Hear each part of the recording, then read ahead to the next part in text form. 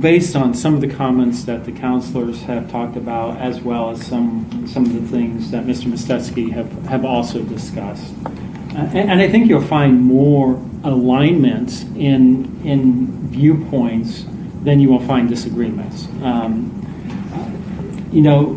Sparking the biggest challenge for parks, what makes this conversation even more difficult is the fact that we have a long-term capital funding issue for Carmel Clay Parks and Recreation.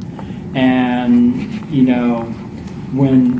when there's a perception that impact fees that could go towards not solving, but addressing that are being used for other purposes, right or wrong, just further creates the challenge that as a park system, as a community, city and township, that we have to address. So that creates some of the passion, especially when you're working with the park board and with many of the supporters of Carmel Clay Parks and Recreation.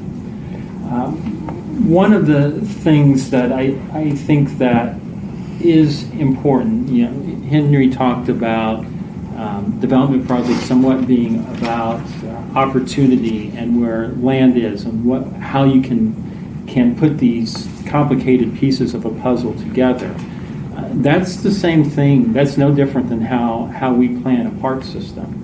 And I think it's important for everyone to recognize that Carmel Clay Parks and Recreation, we're not looking at park just on the east and west sides of town. We're looking at parkland throughout the community. We're here to serve parks and recreation, sometimes us leading the process, sometimes us working collaborations with CRC or the city or other entities to create parks throughout the community. And that's something that when we're developing the master plan, when we're developing the zone improvement plan, which is what establishes the impact fee rate, those are all things that are being taken into consideration. We're also taking into consideration the inventory of parks and recreation that's within the community, and not looking just at what CCPR provides, but what Hamilton County Parks and Recreation provides. What assets the city of Carmel provide that's not underneath our jurisdiction. Things like Carter Green or Brookshire Golf Course or an assortment of other types of entities that are, by all definition, parks, but just not part of Carmel Clay Parks and Recreation. We're also looking at common areas that HOA zone that are providing needs and stuff. But when we're looking at that, and especially when we developed the last comprehensive master plan, which I can speak to very intimately because I was director when we did that plan. We understand that the assets that we have within the central portion of the community between Keystone and Meridian are much stronger than the assets that we have on the east side, although the east side is better than the west side is most lacking. So we take all those things into our consideration and how the park board tries to prioritize where it makes the investments with the limited funding that it has. I will also say, I think it is important for dollars. The idea of the impact fee is that these are fees that new residents, in theory, are paying to help contribute towards the development of the park system, so that existing residents are not having to pay the burden to increase the size of the parks and the amenities within the community. Now, of course, some of the new development are residents that are moving to maybe from a traditional development on the west side into a new townhome on the central core along Midtown Boulevard, but maybe, or not Boulevard, but someone else new is moving into the community. So the concept is still there. But as a community, we've never really focused solely that, this fee was paid in this quadrant of the city, so the fees have to go there, because there are a whole bunch of different funding mechanisms that have created the park system that we have today, as well as other entities that are doing so. And we also know from the current comprehensive master plan, the survey that we did, we looked at what do residents want to see in our park system. And we were able to segment that with our statistically valid survey, not looking only at the community as a whole, but also looking at our planning segments, which are not exactly the council districts, but we divided the community into into 6 sections. So I can look at, for example, the north and south central planning zones that we have, which is Meridian to Keystone, and we use 116th Street as the dividing line. And when I look at what our residents want community-wide, nature trails and boardwalks. North Central, number 1, nature trails and boardwalks. Number 2 for the city, and number 4 for the city are canoe and kayak rentals and launches. For the North Central portion, canoe, kayak rentals and launches are 2 and 3. And for the South Central, canoe and kayak launches are number 1 and 2. Environmental education ranks very high. A floating water park, outdoor adventure opportunities rank very high. The reality is the opportunities to provide those types of amenities that our residents throughout the community, including the new residents that are in the Central Core, there's just not that much land, and I don't have a river in the middle of the city, and I don't have a major water source in the middle of the city to be able to provide some of those things. So I think there is a justification for some, not necessarily all, but some of the impact fees that are collected and gathered in the central portion of the community to make investments along the White River Corridor, for example, or in regional parks like West Park. Again, not saying all the money should go there, but we've never looked at it when we've used the impact fees and allocated those so specifically towards the area. That doesn't mean, though, that there isn't needs for parks and recreation within the Central Core. And I think, when you're in a more urbanized area like the Central Core is, the types of parks that we're going to have there, the types of open space that we're going to have there is going to be tremendously different than what you might find on the east and west sides. You're going to need those more,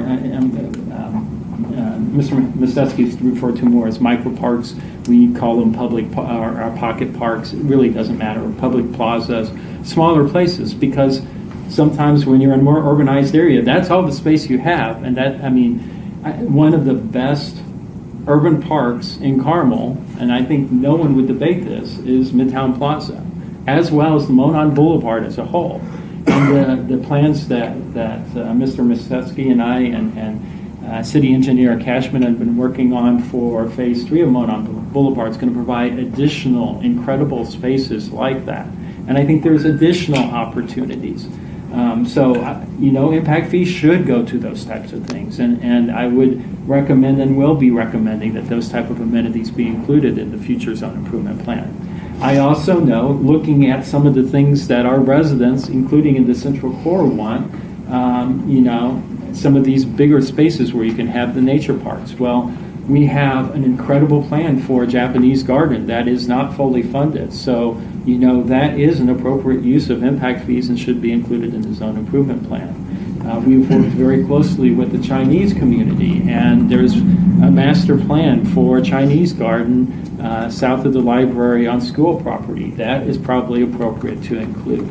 We know that there's there's not a lot, and most of the spaces that are within the central portion of the community are probably most viable because of the dollar amounts of them and the cost of them for redevelopment projects. But there are some areas that there are property owners that probably are disinclined to ever sell their properties for those purposes. And there may be opportunities to acquire additional spaces to increase a Meadowlark Park, for example, so that we have a large urban park in the middle of our urban area, just like there's a large urban Central Park in the middle of New York, or other spaces along the Greenway networks that could provide a dog park and stuff. So those are all things that I would support, and I believe the Park Board would fully support, ensuring are included in the zone improvement plan so that impact fees collected in the urban area are able to support those type of things. And so that's how that goes. When it comes to the one thing I would advocate is I'm not, if there's, and attorneys would have to figure this out. I'm not an attorney and I won't profess to be one. If there's an urban parks fund, there needs to be an understanding what legislatively needs to do for that to occur, or if it's in place now. I can't answer that question.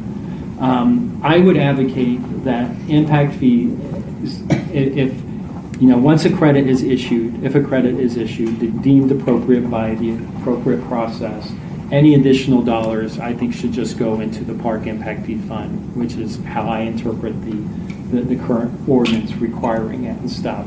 But again, I think that those can go and should go to amenities throughout the community, including things that I've discussed. I also, quite frankly, do not have an objection with all of the projects that are ultimately funded by the zone improvement or by the Park Impact Fee Fund, regardless of where they're being collected, coming to council for appropriation and adoption after being reviewed by the Park Board. Again, puts more transparency into it. I'm not afraid of bringing a good project to the council, and because of the processes that we use in developing and designing our parks, we feel very grounded when we're doing it, and if it's a good plan, the Park Board's going to agree with it, and I believe that the City Council is going to agree with it, and if you don't, then there's probably a good reason as to why we should revisit it. When we are looking at projects that do receive credits, and I will state that there are projects that are worthy of credits, redevelopment projects that are worthy of credits. I don't ever want, and I hope it's not conveyed or believed that I think all credits are bad, because there have been many good credits and stuff. To me, it's fundamental, though, that the credits, as I sort of stated at the beginning, have some degree of alignment with the comprehensive master plan, because we're understanding what the community wants to see for park and recreation amenities. And that's broad. I mean, the city, our residents want a lot of things, so that's not necessarily the hardest task in the world. But two, that it's very important that the spaces be of sufficient size and oriented so that the public truly feels welcome in them, and that it is perceived as a public park or public plaza. And I guess that would be my request or for consideration by the council as you evaluate that. And with that, I'd be happy to address any questions.